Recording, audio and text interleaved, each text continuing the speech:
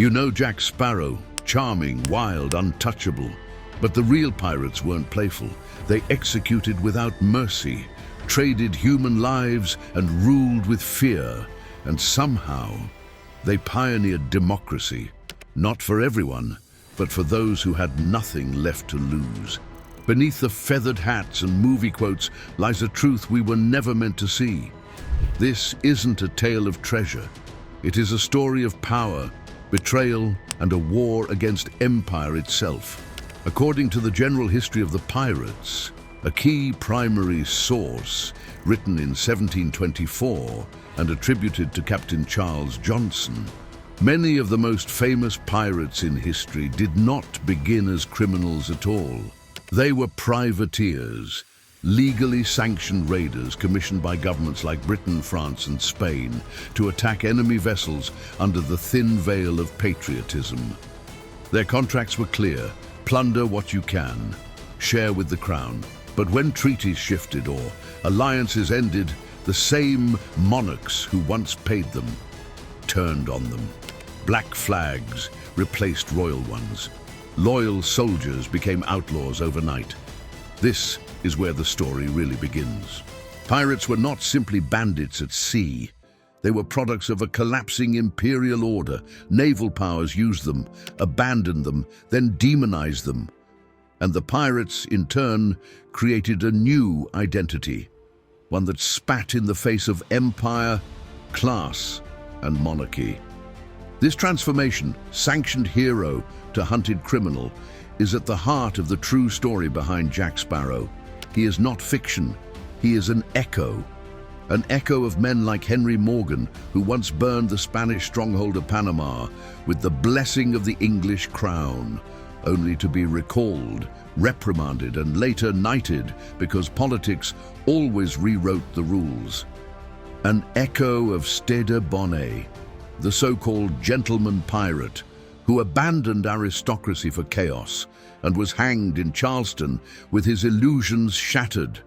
What happens to those the system creates then destroys? What happens when loyalty becomes liability? These early pirates weren't just rebels, they were warnings. Warnings that power, once unmasked, will betray. Warnings that myth is more comfortable than memory. Warnings that history rarely tells the truth until we dig for it. Tonight, we're doing just that. We'll uncover the pirate myths versus facts, from the brutal origins of pirate executions history to the coded rules hidden behind the Pirate Code explained. We'll expose the disturbing contradiction of pirates and the slave trade, meet legends like Anne, Bonny, and Mary Red, and unpack the chilling truths buried in haunted pirate locations and the cursed ruins of Port Royal City. This isn't your adventure story. This is the dark history of piracy, raw, political, and devastatingly real. Let us begin. If this made you feel the weight behind the myth, if the line between freedom and violence suddenly feels thinner, consider subscribing and liking. This channel is about unearthing the parts of history that were never meant to be remembered. Your support helps keep those stories alive. The democracy of death at sea. In a world ruled by kings, pirates voted. At sea, where the gallows waited for every man who flew a black flag, they built something strange and terrifying: freedom. Not the freedom of parliaments or courts. This was the freedom of survival, carved from desperation and sealed with blood. According to historian Marcus Rediker and research from the University of Pittsburgh, pirate crews in the early 18th century developed shipboard constitutions that laid out detailed rules, votes for leadership, equal shares of loot, and even compensation for injury. These documents were real, and they were revolutionary. In the words of Rediker, pirate ships functioned as floating laboratories of democracy. Long before the Enlightenment took root on land, this wasn't utopia, it was something harder to define. Imagine a carpenter from Bristol, an escaped slave from Jamaica, and a disillusioned Navy man from London, all bound by the same vote and the same noose if it failed. On a pirate ship, race, origin, and social rank mattered less than loyalty and ruthlessness. This is the part rarely shown in films. When we talk about the Pirate Code explained, we often think of it as a joke, a list of quirky pirate laws from children's books or Disney rides. But the real code was a weapon of control. Disobey the captain, marooned, steal from your crewmates, lashed or shot. Refuse to fight in battle, executed by vote. It was democracy, yes, but democracy enforced at the edge of a blade. This brutal order created one of the most paradoxical systems of the era. While Europe's monarchies ruled by birthright and divine justification, pirate crews operated on consent and collective judgment. According to archival accounts from court proceedings in Jamaica and New England, many captured pirates defended their ships' rules as fairer than those of the empires they fled. But it came at a cost, because when things fell apart, when food ran out, storms hit, or mutiny sparked, no king could intervene. Only fear could hold the ship together.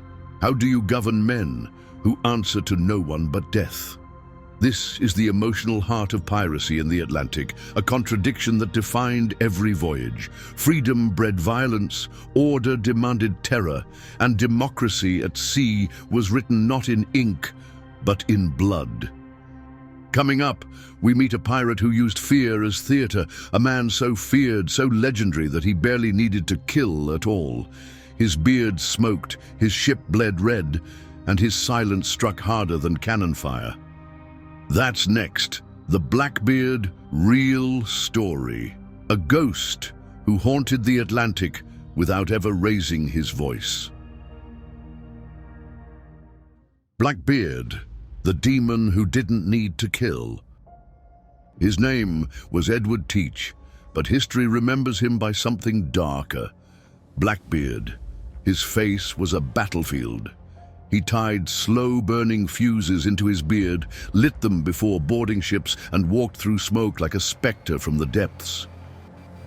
According to court records and first-hand accounts collected in The General History of the Pirates, when sailors saw Blackbeard's ship, many surrendered without firing a shot.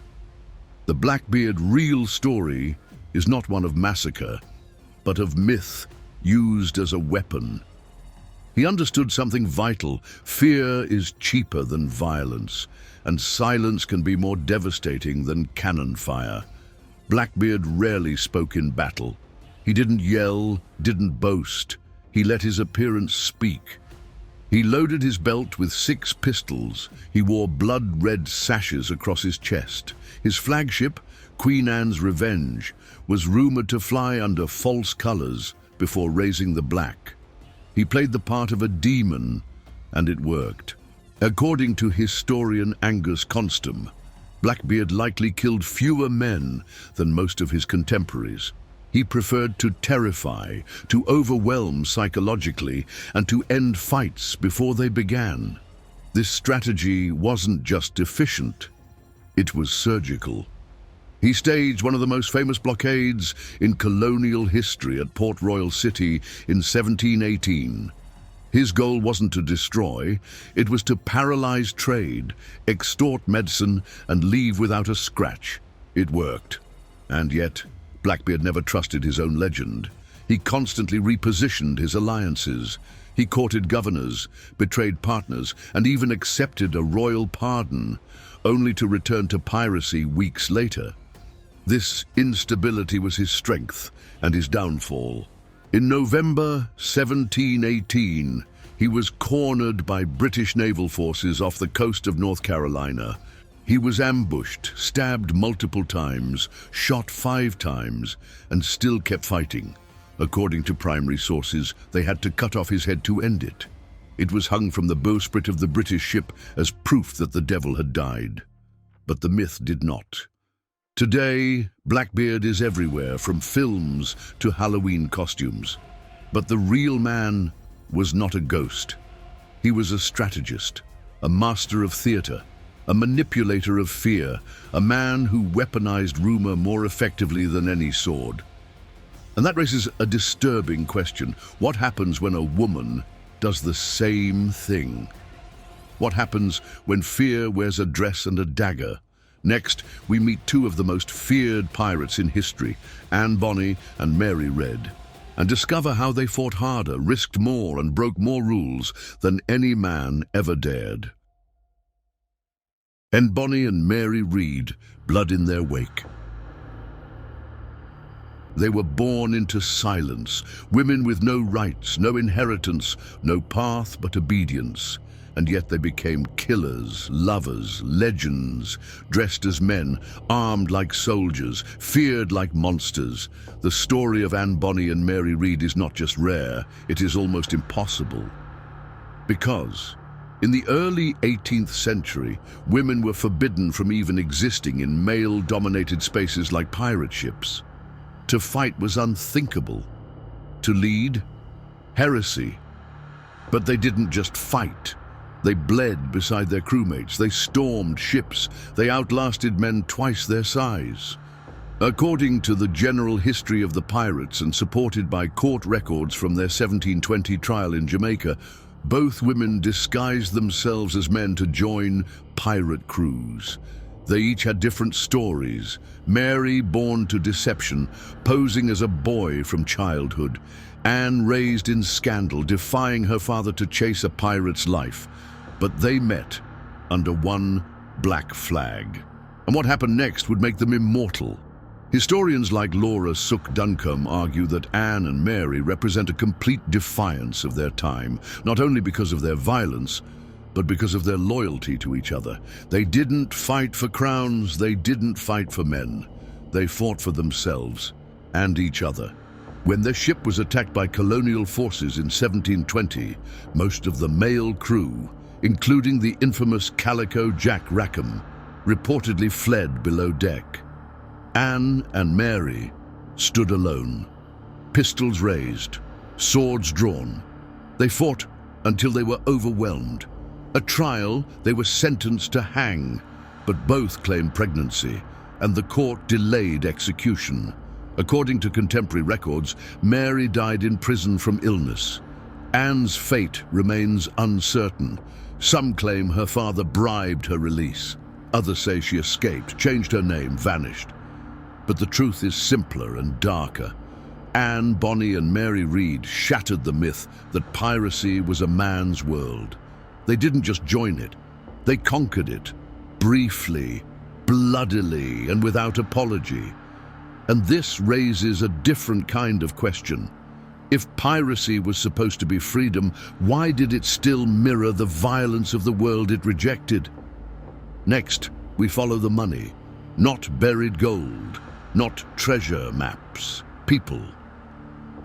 The story of pirates and the slave trade is the dirtiest secret beneath the waves and the most ignored. If Bonny and Mary Read's story struck a chord, if their defiance, loyalty, and violence stayed with you, hit like and subscribe to our channel. We bring forgotten histories like theirs to the surface, where they can finally be seen for what they were: real, raw, and unforgettable. Gold and chains, the pirates who sold people. The treasure was never buried, it was chained, sold, forgotten. We'd love to imagine pirates chasing gold, but the truth is harder to swallow, because the most valuable cargo in the Atlantic wasn't precious metals, it was human. The link between pirates and the slave trade is one of the most disturbing and most deliberately erased aspects of the dark history of piracy. It doesn't fit the myth of rebellious freedom fighters. It doesn't belong in adventure films. But it happened. According to research by historians and evidence drawn from colonial port records, many pirate crews actively intercepted slave ships, not to free the captives, but to take them, sell them, and profit. Not all pirates were slavers. Some, like the crew of the Wider Galley, reportedly freed those they found in chains. Others, particularly former privateers, continued the trade without hesitation. Profit always won. In one documented case from 1717, pirates captured a Dutch slaver off the coast of Hispaniola. Rather than releasing the captives, they sold them to local planters. Their loot wasn't treasure, it was people. This truth shatters the romantic image of pirates as anarchic liberators, because the world they attacked, empires, plantations, trade monopolies, was the same world they often replicated when convenient. Freedom, it turned out, was selective. Piracy in the Atlantic was born from colonialism and sometimes fed it. Anthropological analysis of this era reveals a deeper pattern. The psychological justification for these acts came not from cruelty, but from normalization. In a world where slavery was legal, pirates treated human beings as spoils of war. Even the Pirate Code explained shares this silence. It outlined shares of gold. It outlined rules for mutiny. But it never questioned the morality of buying or selling people. This omission is as loud as a cannon. Modern scholars highlight this silence not as an accident, but as part of a larger pattern of historical sanitization. By erasing these acts, popular culture protects the myth, but the facts remain chained in the archives. This raises the most haunting question so far. Were pirates truly rebels, or just merchants in disguise? What if their greatest act of rebellion was not freedom, but disruption? But what happens when the sea itself strikes back? A cursed city, a sunken graveyard. Next, we dive into the ruins of Port Royal, a city so sinful, so rich and so cursed that the sea itself swallowed it whole. Port Royal, the city that sank itself.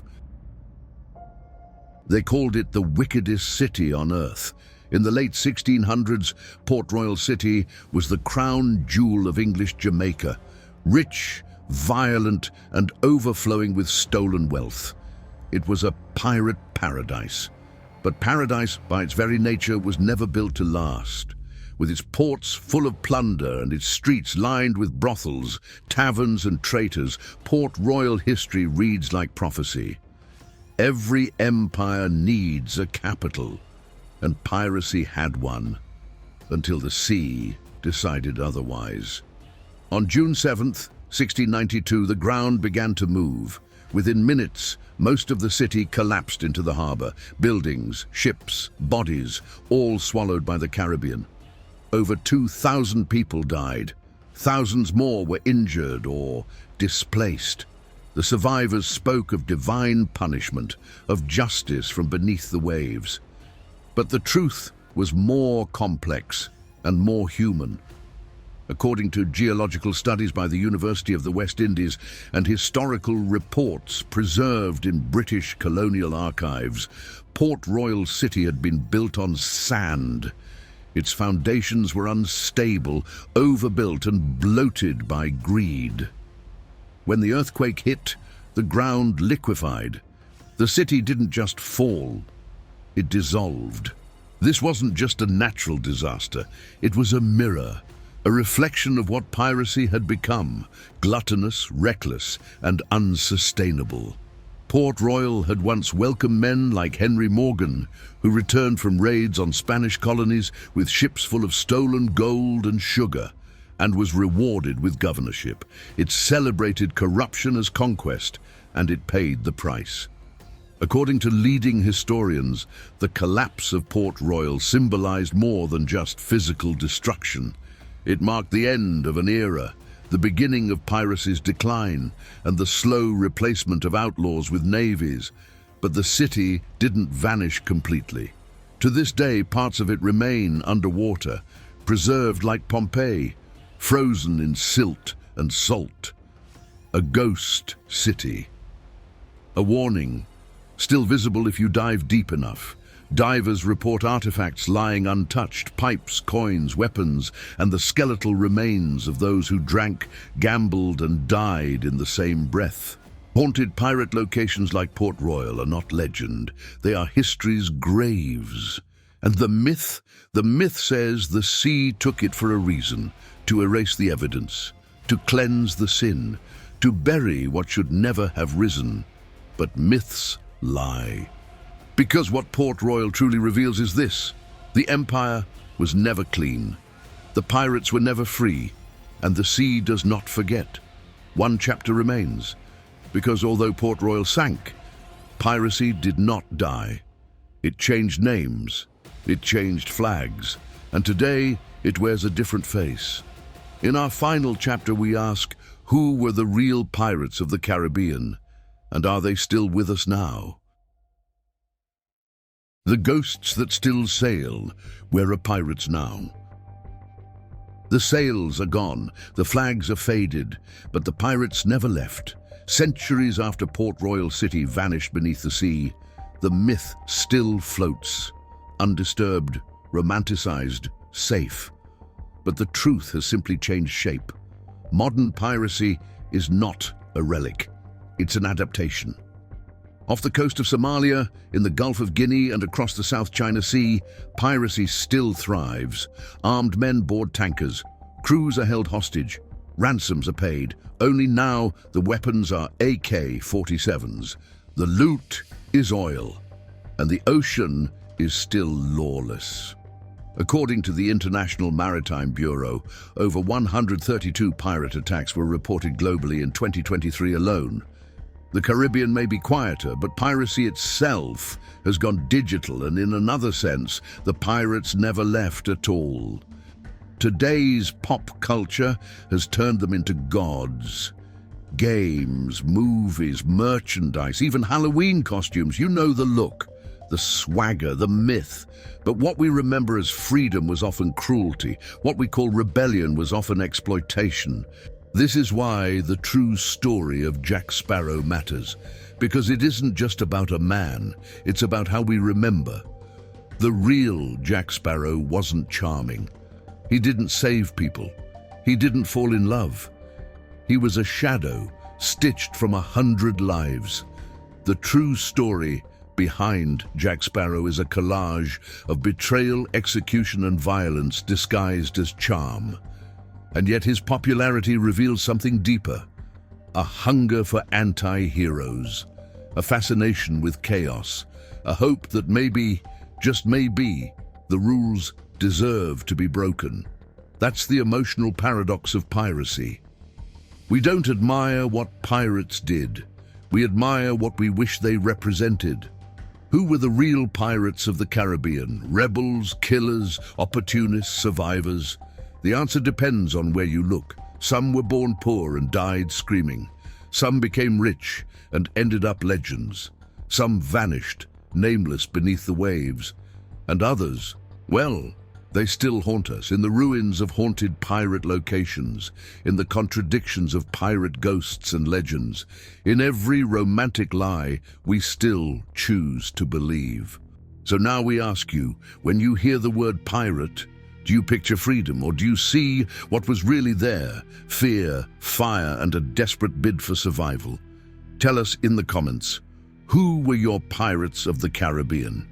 And if this changed how you see them, if this story stayed with you, if the truth beneath the myth left its mark, subscribe, like, and tell us, what myth do you want us to dig into next? Comment below. We're listening. Our Dark History playlist is filled with buried truths, forgotten rebellions, and the ghosts history tried to erase. Dive deeper. This was the dark history of piracy, and it's not over. Not yet. Good night.